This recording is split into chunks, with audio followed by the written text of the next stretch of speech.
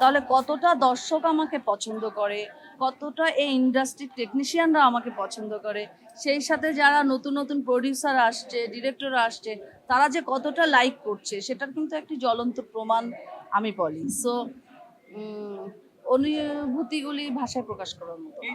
প্রাপ্তির তো কোনো শেষ নাই। অনেক অনেক মুভি করেছি, কেন্দ্রীয় চরিত্র করেছি, আগেও অনেক মুভি করেছি। তো এখনো সেরা প্রাপ্তিটা এখনো পাইনি, ইনশাল্লাহ সামনে পাবো। দেখুন, আমি তো অনেক অনেক ভালো ভালো ক্যারেক্টার করেছি, কেন্দ্রীয় চরিত্রে করেছি, অ্যাকশন করেছি।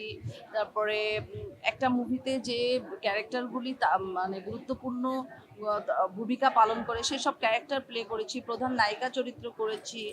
তারপরে মানে প্রাপ্তিটা আসলে মানুষের ক্ষুধা, যে শিল্পীদের যে অভিনয় করার ক্ষুধাটা কখনো মিটে না। তো বিগত দিনের মুভিগুলি যদি আমি বলি, অ্যাকশন লেডি, জানোয়ার, পাকা খেলোয়াড়, কঠিন পুরুষ, অনেক অনেক মুভি করেছে। এই মুহূর্তে হয়তো বা যারা বেশি মুভি করে তাদের হুট করে অনেক মুভির নাম মনে থাকে না, বেশি করলে যারা। তো আমার ওই সময়েও আমি খুব লাকি যে ভালো ভালো ক্যারেক্টার করতে পেরেছি।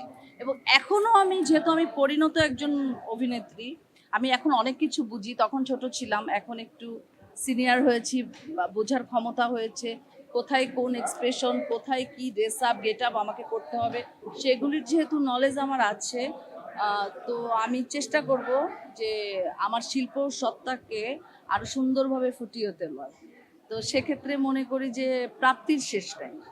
এই সিনেমাটি প্রথমত একে যদি একটু ধরেন, এই যে আমার পাশে যে মানুষটি ছিল, আমি ছোট করে যদি গল্পটা বলতে হয়, ও আমাকে প্রথমে বলে, সিমি আমাকে ফোন করে এবং সে এই গল্পটি শোনায়। তো আমি বলতে গেলে একটু ইগনোরই করেছি যে দূর, একটা মেয়ে প্রডিউসার, ও কী ছবি বানাবে, মানে আমার ধারণা ছিল না। তারপরে যা হোক, আমি দেখছি মেয়েটা নাছোড়বান্দা, সে কন্টিনিউ আমাকে কল করছে এবং আমার সাথে সে যোগাযোগ করে যাচ্ছে। দেন সিমির সাথে আবার আমার একটা সেটিং হয়, সেখানেও সে টোটালি তুলে ধরে তার গল্পের সব কিছু।